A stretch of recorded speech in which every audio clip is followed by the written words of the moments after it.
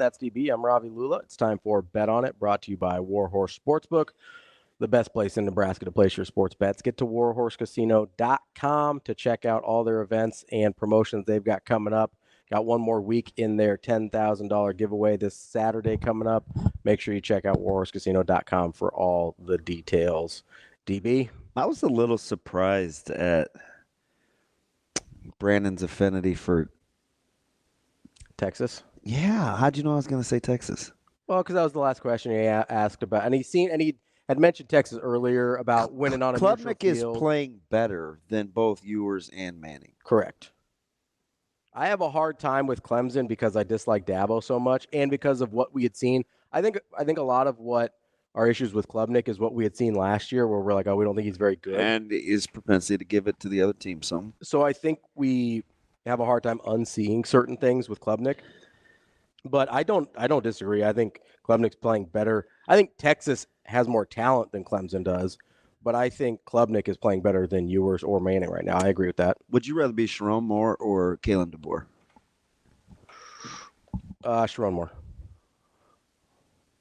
Do tell. I think that Alabama job was one of the worst jobs you could take in the country last year. Something's wrong there.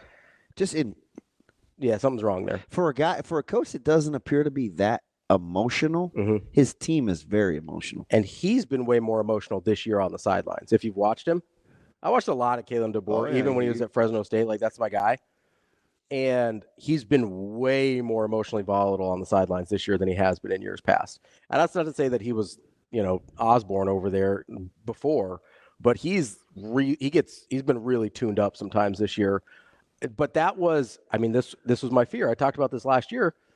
This was my fear about him taking the job, was whoever took that job was going to get fired, no matter what happened.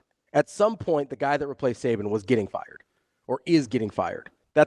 I fully believe that's pretty strong. That's the thing I will bet on. Like, it's bet on it. I will bet on at some point Kalen DeBoer will be fired from Alabama because of the situation he inherited, because of the guy he followed.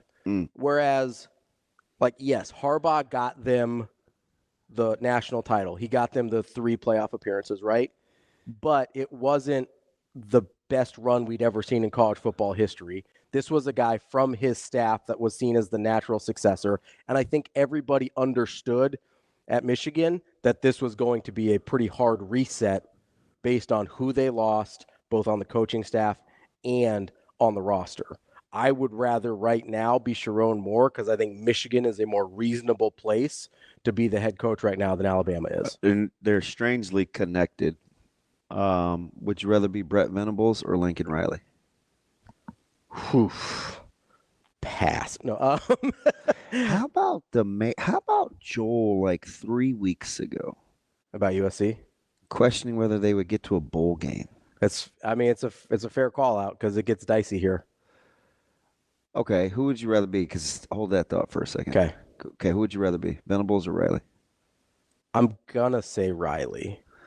Okay, so but not. I don't feel great about it, obviously. So I asked a couple of our buddies because you and I were talking off air.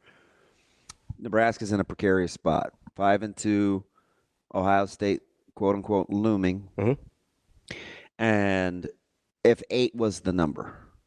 And I said to you, which likely 3 would it be? Yeah, from a matchup standpoint. I think so. So I asked a couple of our peers in the media, and I'm on this page. They say UCLA, Wisconsin, and Iowa. I get right. Nobody's saying they'll win. But if you just had to, if you're hey, they're gonna win 3 more. If you're looking at matchups. You threw one in there that I think is interesting on the heels of this conversation because you say you don't think they're very good. Yeah. If you go ahead, that would be? USC. Who would you take out? Wisconsin. So you think Iowa or Wisconsin at home is more formidable than Iowa there on Black Friday at whatever time that kick will be? Wisconsin's, I think they've turned a corner in the last few weeks, and they're playing a lot better. And that's a team that I didn't think would get to this point this season, and Iowa's worse than I thought they were.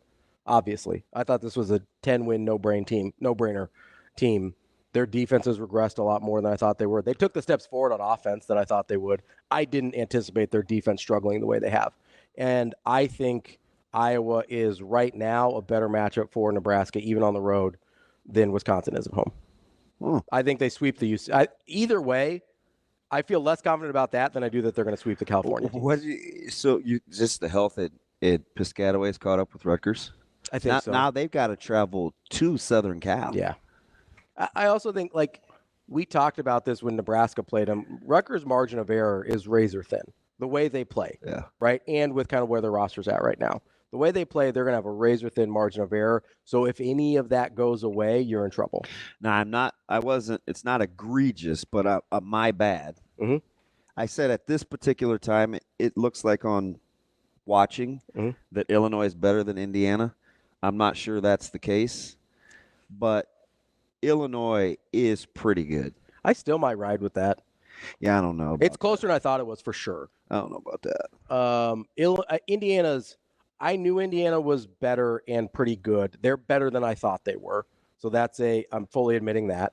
Illinois won they went -3 in turnovers. Yeah. They had 80 yards passing. They had 266 total yards. Yeah. And the game was never like... And they sort of beat Michigan's head in.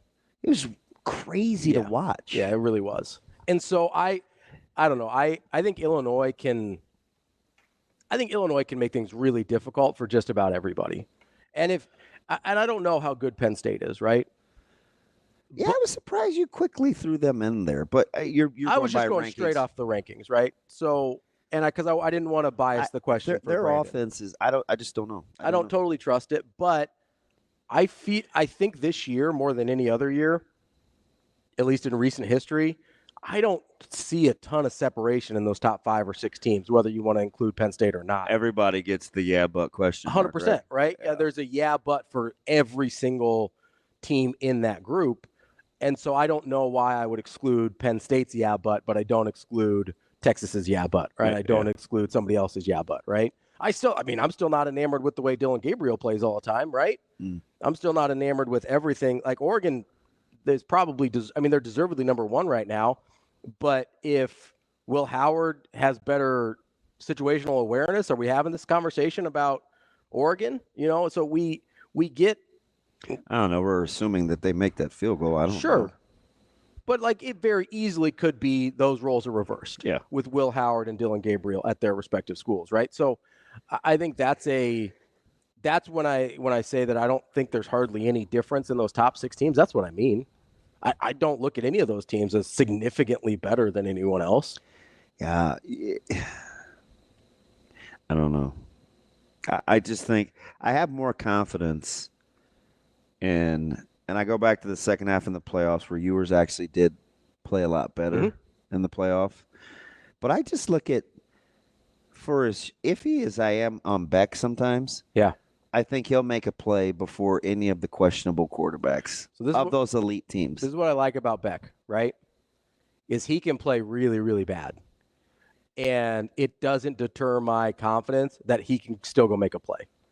There's some guys that if it goes bad, I'm like, oh, this is never getting back on the tracks, at least not today, right? Carson Beck, what did he throw, 3 picks on Saturday? Yeah.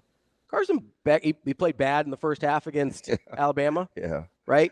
That's a dude that, and I'm not saying I love the mistakes, but everything doesn't have to go perfect for me to think he can make a play down the stretch. And I really appreciate that about Carson Beck. I got Joel's bet on it. What's that? He said Illinois is better than Indiana. In fact, now this is crazy. Illinois is better than Indiana. In fact, I'm pretty confident Indiana will lose to Washington. Ooh, I don't know. Really? I don't know. Their schedule the rest of the way out is pretty favorable. Is he being serious? That's going out there. I would still make an argument that Illinois is better than Indiana. I think it's probably pretty close. I think those are very similar teams in terms of quality, even if stylistically they're not. But losing to Washington, I don't know. Washington isn't playing like they were a few weeks ago.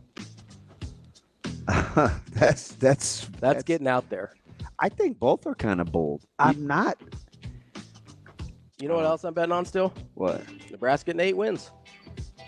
Wouldn't that be something with all the hand wringing, all the pearl clutching, all the as my consternation. offensive line coach would say, I don't even know if this is a word. He says pistivity. Pistivity. Everybody being upset. Oh yeah, he's 100. He's serious. I would say I don't think Joel messes around a lot. That's DBM Ravi. We'll wrap up the show. That's Bet On It, brought to you by War Horse Sportsbook. More Hurrdat Sports Radio coming up next.